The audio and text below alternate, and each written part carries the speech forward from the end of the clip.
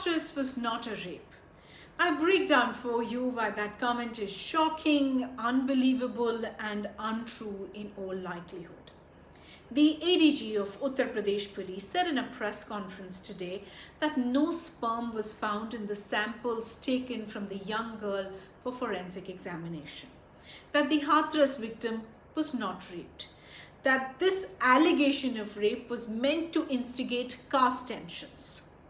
Let's pause here for a moment.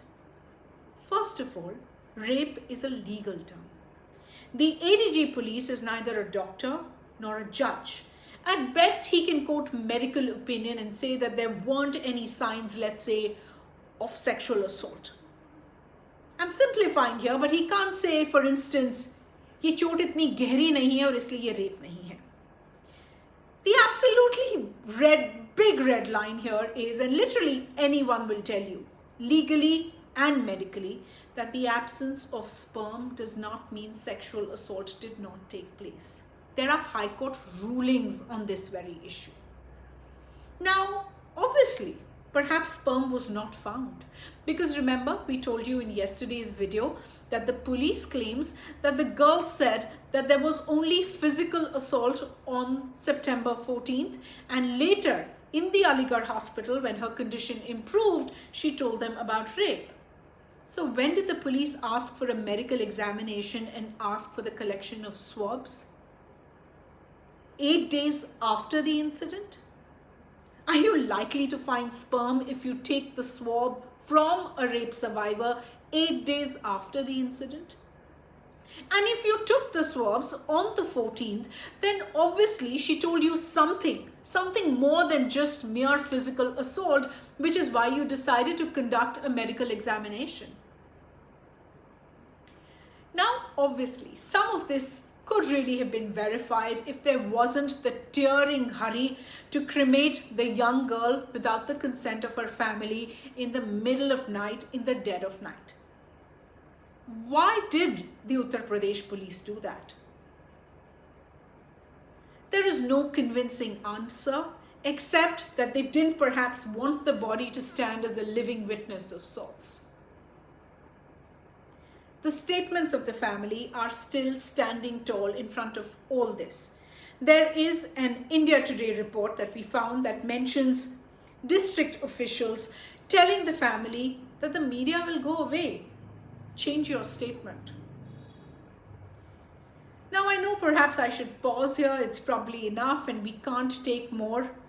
But much of this morning, perhaps you've heard of Balrampur and wondered, what is this happening?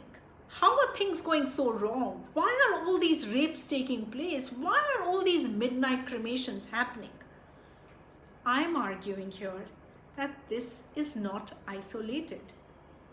There have been as brutal incidents, as if brutality is a parameter we should go by, happening for weeks now. Ironically, around the same time, 20th, 29th, 30th, as the Hathras victim was being cremated by the police against her family's wishes in the dead of the night, there was another cremation. It was happening around 500 kilometers away in Balrampur. It is also the story of a young Dalit woman. She was only 22 years old. She was a second-year BCom student. She worked at a local private firm on the side, and she had left her home around 10 a.m. on Tuesday to complete admission work at her college. Later in the evening, by which point her family was already worried about where she was, she came home with an insular drip on her hand. The victim's mother says that on her way back, 3 to 4 men forcibly put her in their car, injected her perhaps with something, and she was raped. Her legs were fractured. The victim told her mother she was in gruesome pain and that she didn't think she would make it. The family rushed to take her to the hospital, but she died on the way. Now, 2 men have been arrested. Again, I'm quoting India Today here. It has quoted the police saying they have found the scene of crime. It's a grocery store. There is also a local doctor on record saying that the accused asked for him to come help the girl, who he said was his relative. But when he saw the state she was in, he refused to treat her without an elder being present. The police are also saying in their Twitter responses that reports of her limbs and waist being broken are not true. We don't know. Local media reports say that the woman died perhaps around 8:30, and soon after, with surprising efficiency, her autopsy was completed. By 10, she had been taken back home and cremated. There are videos of the cremation that are doing the rounds on social media, and they show the family present. They show them mourning. They show them crying. They show them in a state of shock. So it was not that flat out coercion that we saw in Hathras. But we're talking about a cremation after sunset here, and those are uncommon. Also imagine a family. Their daughter has gone from being alive with hopes of a college education to dead within 24 hours. The police have come with her body late at night. They tell the family that the postmortem is complete. There are preparations for a cremation taking place. They are in shock. They perhaps agree. Maybe they think what's left to salvage. Maybe they're intimidated by the obscene number of police presence there at their daughter's funeral. Maybe they know, especially as a Dalit family, what it means when the Uttar Pradesh Police tells you to do something. Now, the woman's medical reports are yet to be put out in public domain, so there's all kinds of speculation.